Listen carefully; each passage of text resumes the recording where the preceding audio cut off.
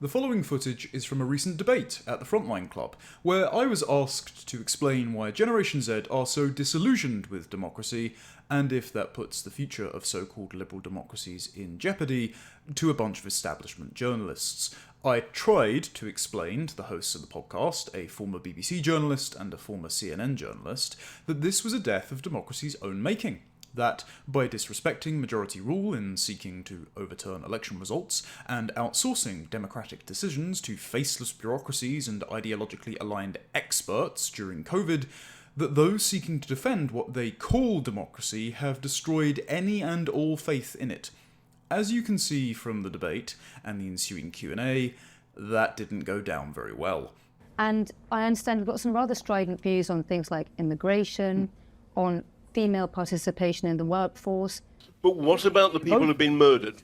Those things are bad. Of course, the Russians murdering their political opposition are terrible. How many people have been murdered in Britain? You haven't been out into the world that long. So that's awfully presumptive. I think you're getting away from my point. I'm not getting away from We've had the English phrase for 100 years, and we're okay with it. No. You've realised for a moment there that you've picked an example that is landlocked to the UK. So we're stuck with that, right? I agree, we're stuck with it. I don't think the Welsh and the English are going to take up arms against each other anytime soon, thankfully, because I wouldn't want to see Wales crushed. Is there another country in the world, Connor, in which you would prefer to live? And if so, why don't you move there? Hang on, the reason I'm saying no, the reason... No. You have to let him respond to you. You can watch the full, unedited exchange, linked down in the description. But without further ado, enjoy. Recently, there was a Channel 4 poll that came out, I think it was in February of this year. 52% of my generation, I'm Gen Z, on the upper end of Gen Z, hence the grey patch and the beard. I'm 26, but anyone born between 1997 with the election of Blair and 2012 with about the advent of the smartphone. 52% said they would prefer a strong man leader who could ignore Parliament and elections to run the country. This follows an Onward survey in 2022 where 61% of 18 to 34s, so creeping up a little bit, said the same thing. 75% said they would prefer to have experts in charge, kind of parlance from the COVID era, and 46% said they like a military dictatorship. So, again, quite interesting. There you go. Also, that's combined at the same time with only 11% of my generation say they would enlist to fight to defend said democracy. And I think, what was it? Up in the 40%, 41% said under no circumstances would they fight to defend Britain. And I think this is of liberal democracy's own making. And there's a couple of points here. The first is that, yes, it's a victim of its own success in terms of economics. Because well, quite. But let's say Francis Fukuyama declared end of history, we're victorious at the end of the Cold War, the science is settled, this is the only model for governance, and hey presto, we just need to roll it out across every country in the world and we'll have John Lennon's Imagine. But relatively to other countries, the West is economically prosperous, especially in the 90s. We've stagnated since 2008, particularly in GDP per capita. That might have something to do with why my generation feel democracy isn't delivering for them and they want something else. But that has attracted a large number of people, unprecedented number of people, to move from corners of the world where democracy is less self-evident to them, to our parts of the world. And I think it's interesting that because we think of liberal democracy as an end-of-history ideology, the goods of it are so self-evident, that we think as soon as people arrive here, they're going to agree with us instantly. The economic opportunities provided are going to be ineluctably powerful to them. Well, I don't think this is the case for my generation. I can only speak from lived experience, which we put a lot of premium on these days. But as we've become more demographically diverse, we've become more culturally diverse, the traditions of Western liberal democracy are not so self-evidently good to young people, and so you're getting a fracturing along political and cultural lines. But I mean, it seems to me from what you've just said there, the people who most value liberal democracy and will risk their life to get here, to live in it, are those who don't have it. And that makes sense to me. I mean, if I was living in a developing country where I didn't have some of those things I mentioned earlier, a free university, an independent judiciary, a free press, and all the rest of it, I think I'd want to move too. So surely doesn't that validate liberal democracy? No, and I'll give you some examples from the Henry Jackson Society here. 75% of second-generation British-born Muslims, 18 to 30, mainly young men, mainly university-educated, think Hamas did nothing wrong on October 7th. So this is not transferring across generations, and migration is not necessarily done for values-based reasons. It might be done for economic opportunities, because as we've said, we're a very abundant country compared to lots of nations that don't have liberal democracies, but it doesn't necessitate that the people coming for the economic opportunities are going to uphold those ideals. And this is one final thing that I'd like to get into. I agree with Gabriel. We've defined liberal democracy, but nowhere in your definition was the people actually voting. I think we should define it, right? Should we get straight into defining it? Because how are we defining liberal democracy? Maybe you dreamt up this title. So I will offer you the thought that it is the defence of free press, independent universities, independent judiciary, all the institutions that we think have guaranteed and created peace and prosperity for the last 80 years and have delivered fantastic benefits to people in the West. That those are the things that are now under threat and are worth defending. It was all of the institutions that are set up around the voting process that can shepherd what is the acceptable, proper boundaries of voting discourse. As Gabriel said, like Bill Clinton occupies such a centre ground that anything except Bill Clinton or Tony Blair as counterpart is far right or far left. And that's set by these supposedly neutral institutions, a free press, a judiciary, a university system. Well, clearly they're not necessarily independent because they're involved in upholding a certain value set that then upholds a certain political order, which allows certain politicians to take up the large share of that value set. And when someone, like Liz Truss, good example, tries to break from that consensus, well, the institutions react badly, and she's gone. So is it actually democratic if the institutions have more say over necessarily the voting public? I mean, I'd have thought that's a difficult argument to run now when we've got a new insurgent party that is breaking through. I mean, surely the institutions that I mentioned, I mean, I certainly did not deliberately leave out the electoral process, which obviously is central to liberal democracy. But if you've got an insurgent party breaking through... We're saying Reform UK, by the way. Yeah. Okay. Then Nigel Farage is feeling a large amount of pressure from within his party and within the Westminster bubble, mainly controlled, sort of the Overton window being controlled by the media that he is answerable to soften his message. And this is actually causing a lot of consternation from Reform's core voters, which is causing defections on the local level. Because most of the electorate's in the middle. I mean, it happens to every party. That's inaccurate, though. We've just done a series of polling, just quickly on that said that, so Nigel Farage has said, we won't deport illegal immigrants. We're not going to do it. Like, he's ruled that out. He said that's impossible. Recent polling has showed that even a majority of Green Party voters, 53%, thinks we should deport foreign criminals. So actually Reform are now to the left as the majority of Green Party voters because they just feel... point out you're mixing things up there. You're mixing illegal immigrants and foreign criminals up there. Okay. Just to point out... Fair point. Let's say to at least the left of his own voters then, because that was 91% of Reform voters said that we We've should just got to be deport careful every... with statistics. Yeah, quite. No, agreed. Understand. So let's internationalise this a bit, because these are the sort of arguments. We're not just talking about the UK, and obviously Reform will get the pulse of how much support Reform really has in a month or so's time when we've got the local elections, right? But if we internationalise it, broadly speaking, there is a disaffectation with the fruits of Western-style liberal democracy. It's interesting, Connor, that you raised the subject of Israel, because there are some people inside Israel who may say that there is a democratic deficit there as well. So Western-style liberal democracy, broadly speaking, do you think the death knell has been rung for it? What is going to come thereafter? You obviously have quite a sort of set point of view, it seems.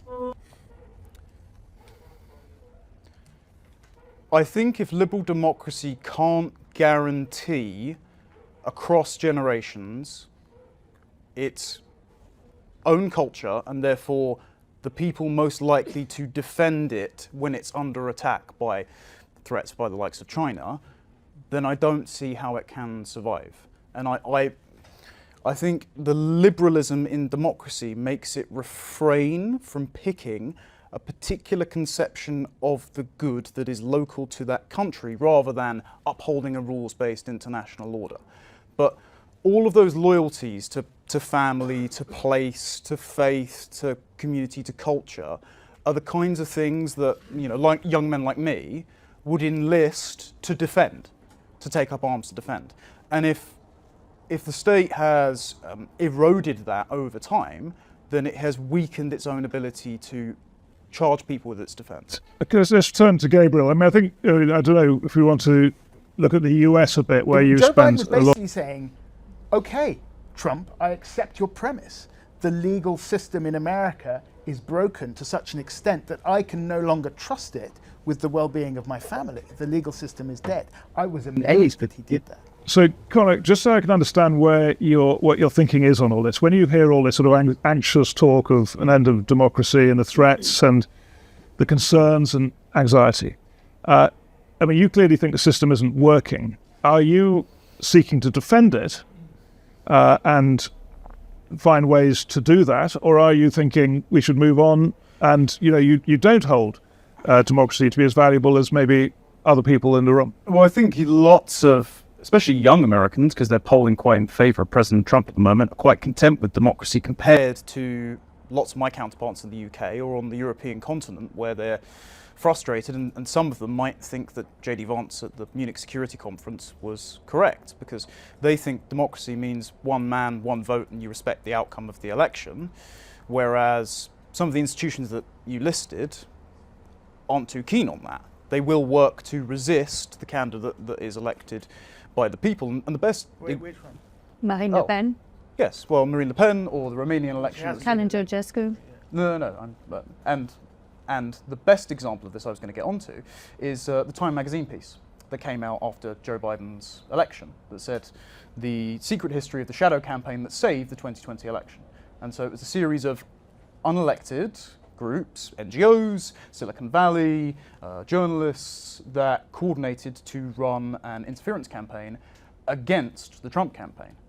And they framed it as saving. Yeah, but again, I'm sort of, I can hear that you don't like the democratic system. What I'm not hearing is, do you want to defend it or do you want to bury it? I'm fine with the democratic system. Right. I'm just opposed to a stage-managed democratic system.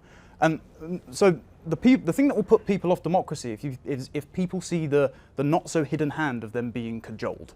Right? So if the government invests in a series of NGOs, charities, like USAID or the Charities Act in the UK, that shape public discourse and push it in a particular direction, and that's becoming more and more obvious because of the decentralization of information via social media, so more people are going to become more aware of it, they're going to get disillusioned if they feel that their vote doesn't necessarily matter and that the state's trying to force them to vote a certain way. So I mean, am I right in saying there's a difference between you and that you see the main threat, Connor, coming from centrists, consensus people who are in the middle, who are trying to defend what they think has delivered peace and prosperity for so long and think it's worth defending and are scared about what might follow if they don't defend it, whereas you, Gabriel, are seeing it slightly more coming from the extremes. The threat comes from Silicon Valley, it comes from, is that right? It doesn't come from the centre? Yes, although I kind of, I empathise with the extremes in a way because, and I don't mean like far right or, you know, but I mean, I empathise with people who feel that the boundaries within which political discourse can happen, the kind of window of possibility, has been sort of quite narrow and constrained. Yeah. Okay. Well, I'm just going to put to you one argument which would sort of justify that. Yeah. And it's the biggest argument we've had since the end of the Second World War. And what drove European integration and the defence of all these institutions was fear of fascism. Mm-hmm. I mean, it happened in the most advanced country in Europe, one of the most advanced countries in Europe. It was inexplicable. It remains pretty inexplicable. as to how that could happen in Germany. And I realise the word fascism is thrown around far too often, but it is a legitimate concern of European politicians and societies after the Second World War that we just never go back there. And most, it seems to me, of what we've had since then had that goal: avoid that happening again. And that's a legitimate goal, and it's been successful. I totally agree. I mean, Connor. I don't know if it's been successful because you've had manifestations of extremism to the contrary. I mean, for example, the UN's Human Rights Charter was, let's say, redrafted by the Soviet Union, who said that we can't have unfettered free speech in case we want to remove Nazi elements in our country, which carved out, in the kind of human rights that we would all agree with here, an exception for the state to censor and suppress dissidents. And they got away with that because, understandably, nobody ever wants to see the Holocaust happen again. But then we didn't police the boundaries of the far left at the very same time. And so I do think that the parameters of acceptable political discourse have been set far too narrow because of this anxiety that if any country breaks away from the rules-based liberal order, these guardrails that we've set up to prevent Nazi Germany from happening again, they'll morph ineluctably into Nazi Germany, when I would contend that it's actually the particular traditions and loyalties of the people to those countries that fought the Nazis that led them to do so rather than allying with them. I think that this rules-based international order that thinks everyone's going to become a Nazi overnight if they break from it is not putting enough faith in its people. But it's not the only reason that people aligned themselves with those values. It's also because America championed them, and America is the world's largest economy, and America did a lot more trade and will do a lot more to support you militarily and defend you, if, say, for instance, you're a European country, if you do align yourself with the world's biggest economy. But America is a different place now. So I want to ask you, how do you view the situation in America in tandem with your own worldview? Let's talk about what you believe. I believe you, as I said before in my introduction, call yourself a revolutionary Catholic Zoomer, is that right? In that order. Yeah. Okay, what exactly does that mean? And I understand you've got some rather strident views on things like immigration, on female participation in the workforce. Why do you think that would offer a better future for young people in countries like ours? Well, my view of female participation in the workforce is that currently, and I think you might agree with me on this, is that liberal capitalism cannibalizes far too much of your private life. So when young women report in surveys, I think it's 92% of them by the new social covenant in late 2023, that they want to have a family, but they feel that they can't afford it because the housing's too expensive and their job takes up too much time. Why is that only their problem, though? When did I say it was their problem? But it's not. But you're saying a survey said that women say but it's not only a woman's problem if a couple can't afford it. No, but I'm saying they want it. So the problem is with the way that the economy is set up. If they can't afford it and they can't take the time off work to do so, we should absolutely facilitate their ability to have the families they say they want.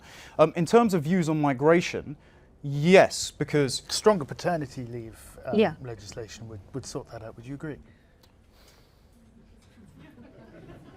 I'm not necessarily sure. Why not? Because dependent care obligations in the early years of motherhood usually fall on the mother. Usually. Because of the economic side. Well, no, because it's not just because of the economic side. I mean, okay, I can't breastfeed. That's kind of important. No, but I can. Lots of women can't. Yeah, no, I know, no, but that's what I'm saying. Lots of women can't and don't as well. They still have children. But the majority can and do. An exception doesn't disprove a rule. That's what I'm saying. And if women are saying they want families, but it's not flexible enough, then we should make it more flexible, right? Indeed, by allowing their partners to take more paid time off work. But there's been quite a few surveys that say that it's a rough split. There's a third of women that would like to work flexibly, a third of women that would like to go back to work full time, and a third of women that would like to take time off work entirely to raise their own kids. What are the figures for men? The survey didn't measure that, but I would imagine it's a lot. I would imagine it's a lot lower. Sorry, I'd I think imagine we've gone down a didn't rabbit measure hole. it. Yeah, we have. Yeah. Let me cite some statistics that I was looking up earlier on today, and these are the government statistics that they published on International Women's Day, which was just the other day, and it was essentially that if they could coax 5% more women back into the UK workforce every single year, this country would be 125 billion richer Is in that the good for future. children, though?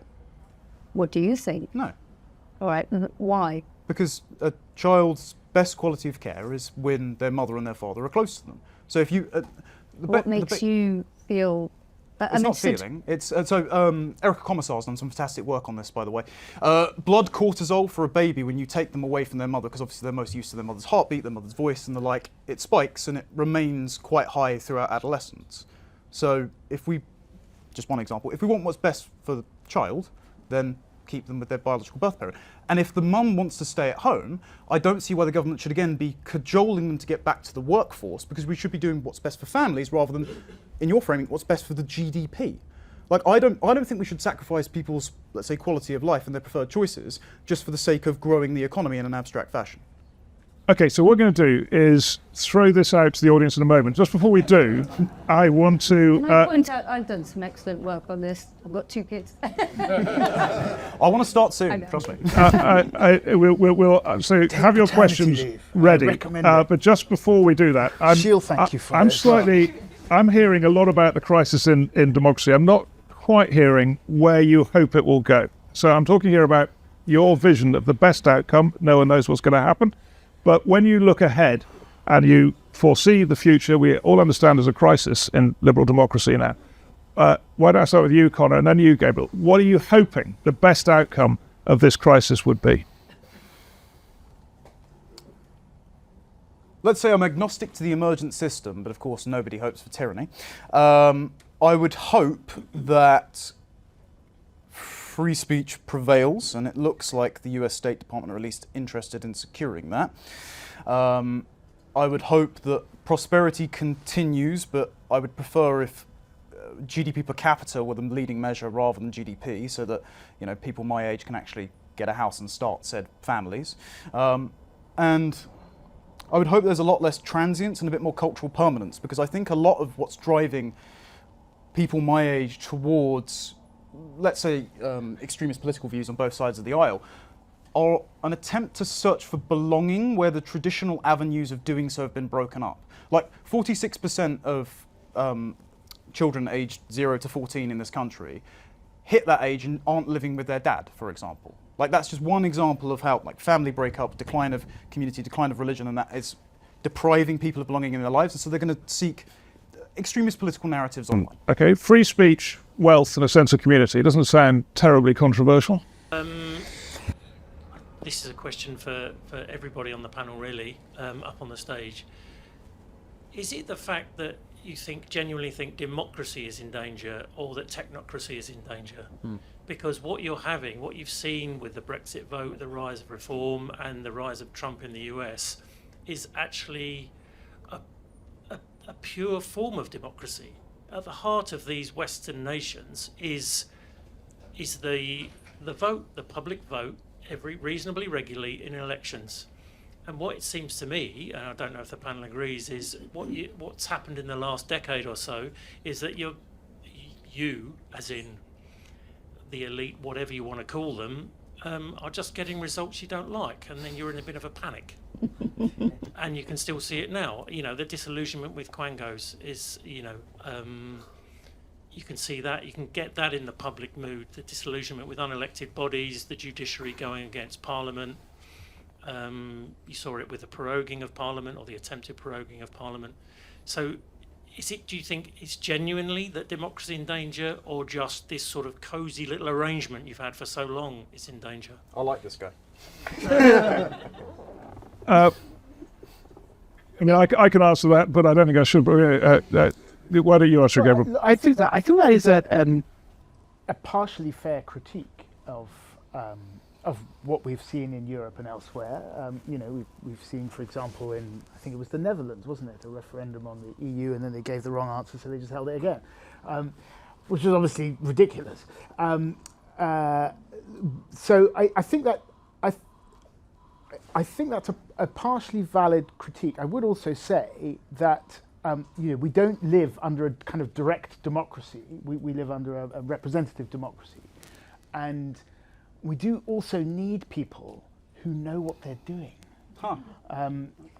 Do we have people who know what they're doing? Well, Serious question. That presumes there's a correct school of thought, and that if a vote happens and it is objected to according to that school of thought, it can be denied.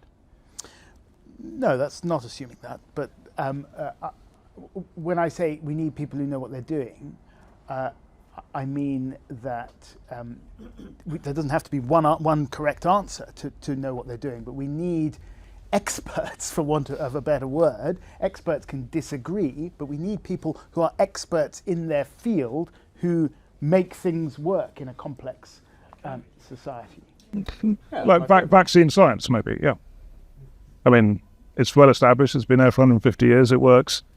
So that's the, we need people who understand that, so running the I want system. another question from the audience, but quickly, can I ask you, Connor, what do you think about anti-vax movements?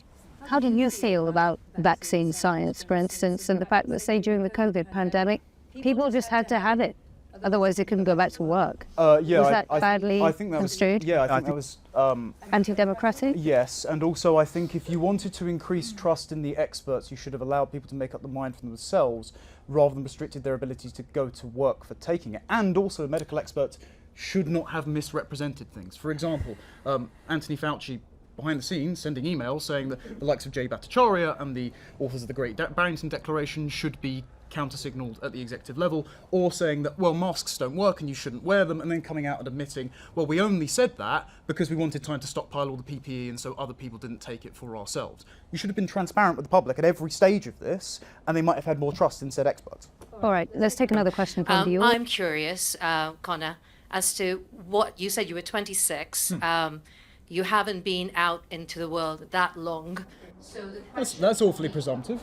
It's 26, right? I mean, in 26 years, I'm very curious as to the 3 or 4 issues that have really driven the way you think, because that is something I think we as journalists and we as perhaps adults don't understand. Why do you think the way you do? The 3 or 4 issues that happened that have actually formulated your position. And those are immigration, family? Yeah, immigration, lockdown, and climate change, I think. Immigration, because I went to school in the most diverse cohort in British history, and I can see how people's cultural background and their family background influences their likelihood of buying into the Western story or the British story or liberal democracy. So I went to school with a bunch of really nice Nigerian kids, for example. Interpersonally, they're all very nice. But then the Nigerian kids would have disputes with the Ghanaian kids. And then the African kids would have disputes with Caribbean kids. And the black kids would have disputes with the white kids. And so there's a kind of factionalism that builds up. And you just notice it on the lunch tables. And so this might affect politics as we go along. As we mentioned civil war earlier, for example, right?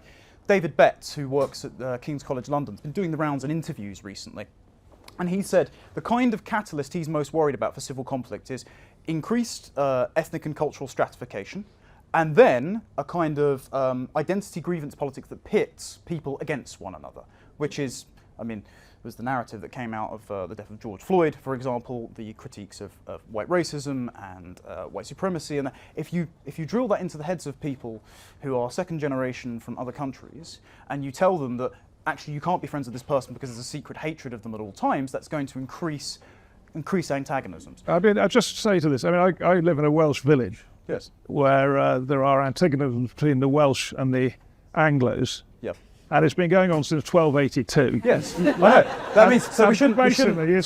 No, it's not fine. Yeah. It's not. No, it's not. How is it? I mean, the Welsh might disagree. No, pause. They can throw buns at it. I'm a deracinated Welshman.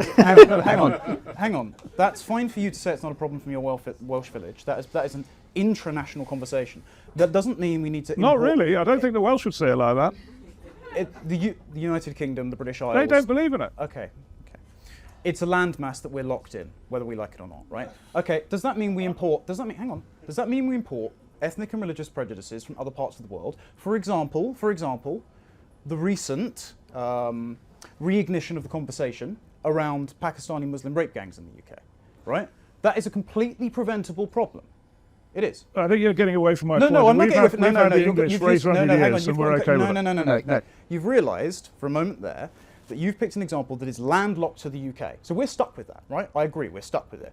I don't think the Welsh and the English are going to take up arms against each other anytime soon, thankfully, because I wouldn't want to see Wales crushed. But that does not mean, it does not mean that because we have a localised conflict, we import other conflicts from around the world when we know they can happen. So that is part of the immigration issue. The final issue is the climate change one. We've spent a hell of a lot of money on, or I say we, the government has spent a hell of a lot of money on unproductive remedies to climate change issues. I helped write a paper that said, here's how you can fund nuclear power without relying on the Chinese investment, because we let them buy up our nuclear power plants because the government funds it. You can instead put the burden on the energy companies that are actually going to make the money from it. Did they listen? No, of course they didn't. Great. Hi. So my name's Lois Boyle. I'm 19. I'm currently a student at the University of Glasgow. I had a question for Connor about, I believe you said earlier that it was the majority of people in our generation, I guess, said that they would not fight to, I guess, support the UK if it was under attack. I don't know if that was the exact wording, and that you were surprised by that and you would defend the UK in that sense, or not? No, Well, a clarification, would you say that you would enlist to defend the UK? Was that correct? No. No. No. Okay. What was your kind of stance on that then? I am unsurprised that among this generation, 89% would not want to do so because our recent foreign policy ventures haven't been the most successful nor the most justified, Iraq, Afghanistan, etc. The government from all angles seems to be upsetting pretty much every demographic. Like, young men like me thinks that, being discouraged to join the RAF, for example, because they call us useless white male pilots, is not the best recruiting strategy, whereas a large share of the same survey respondents also said that Britain is an institutionally racist country and always has been. So, if you Let's not conflate those issues. No, I'm saying they're two separate. Sorry, my question more was that instead of foreign policy, looking inwards at the UK, I guess, is it not surprising to you that a lot of people our age would not want to support the current UK liberal democracy, because liberal democracy could be argued to be dead in the UK? I mean, we have seen our age that we have had 2 unelected prime ministers of the same party when political tides were turning against the Conservatives. Not a lot has been done for young people of our age. We still pay tuition fees, we still pay, especially with my A-levels, our GCSEs, our grades were decided based on where we lived. Yep. Looking internally, would you maybe say that that is more the reason that people would not want to defend the UK, because there hasn't really been a liberal democracy that people our age have seen? Yeah. Sorry. Are we picking other questions first? Just finish off with that, and then we'll get another question from Yeah. that. The education system was utterly destroyed by Michael Gove. The Conservatives mismanaged the economy for about 14 years, coming off the back of Blair and Brown, who also did a pretty bad job as well.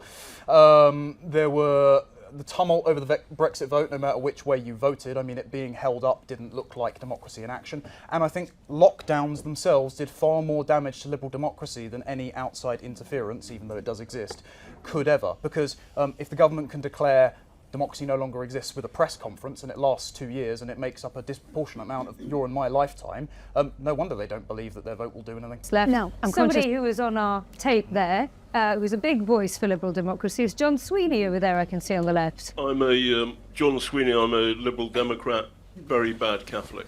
You and me both. And a Liberal Democrat candidate in the last election, right? Connor, Yes. can you explain your theory of free speech to the late Alexei Navalny? Pardon? Can you explain your theory of free speech to the late Alexei Navalny? As in, because he was murdered by Putin. Well, murdered, obviously, in prison. Okay, as in, why didn't J.D. Vance, who you referenced, why didn't he address that? Why didn't he address the fact that you could say everything you've said here tonight at the Valdai conference in Russia, and people like Alexei Navalny get murdered? And can you reflect on the difference between British society and British free speech and what happens to people who dare to speak in Russia? I can reflect on those two things. First of all, I would assume that Vance is using, and the Trump administration are using it as a strategic bargaining chip to stay stum to try and get Putin to the negotiating table. We're going to... Sorry. I'm not disagreeing that he's going to absolutely take advantage. I'm just trying to get in their mentality. Wondering if they have a bargaining strategy with That's my assumption. As far as free speech in Russia, yeah, it doesn't exist. But also the problem here is that we also have stringent speech laws that were applied where they shouldn't have. I mean, on But raw we don't be in jail for being on raw here numbers, more people. if we were in Russia. Hang on. Even the audience. Hang on. On raw numbers, more people are jailed for speech violations in the UK than they are in Russia. They are. That's partly because people don't open No. their mouths. That's just on the raw numbers. Now. Well, the cost is death. No. Wait, we've got to get into this. Which numbers are you using? Yeah, I'm not disagreeing. I don't. How is it an idiotic response? Okay, let's just get the microphone to John so you can. Sorry, but what about the people who've been murdered? Those things are bad. Of course, the How Russians many murdering their people- political opposition are terrible. How many people have been murdered in Britain? Peter Lynch. Sorry? Peter Lynch. Do you know that name? Peter Lynch. Does it mean anything? No. Okay.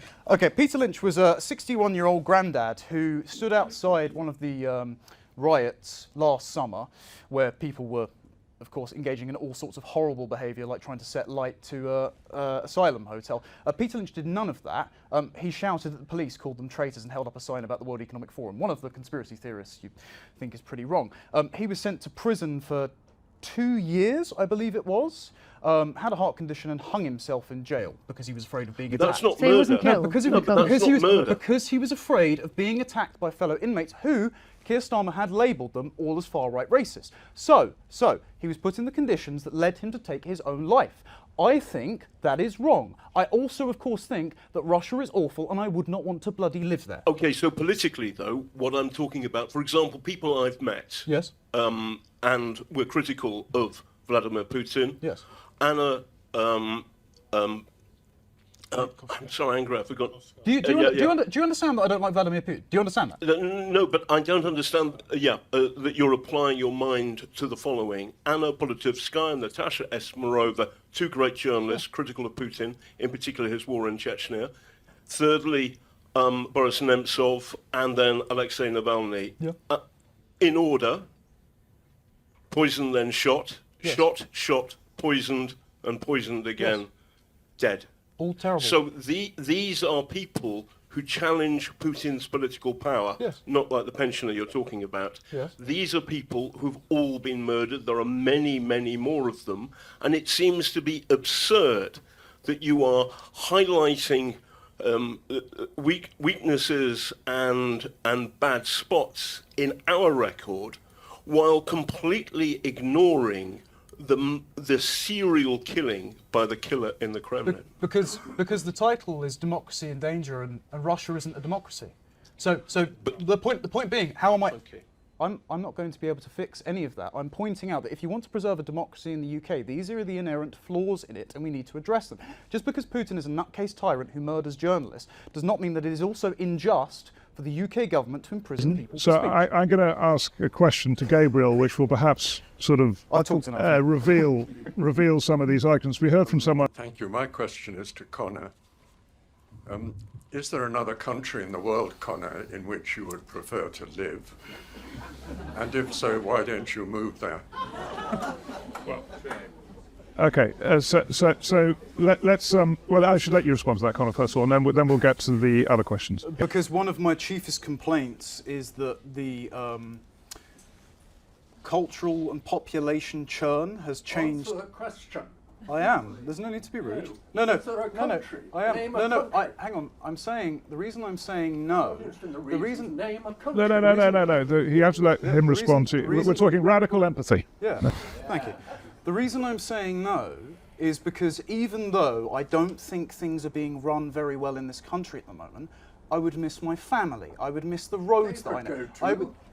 Sir, may I ask you, if this was a gentleman of Pakistani origin who was complaining about some of the Institutional legal racism. Institutional racism, would you be saying to him, sir, if you don't like it, you can bugger off elsewhere?